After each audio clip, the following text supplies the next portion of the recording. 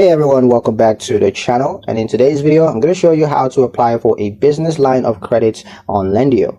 A business line of credit gives you flexible access to funds when needed. Here's how to apply through Lendio.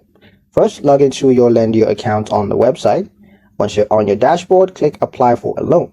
Now choose business line of credit from the list of financing options.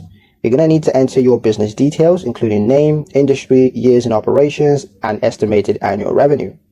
Go ahead and provide personal information such as ownership percentage and credit score range.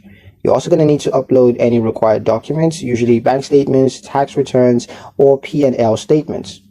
Review the form to make sure that all data is accurate, and if it is, go ahead and click Submit Application.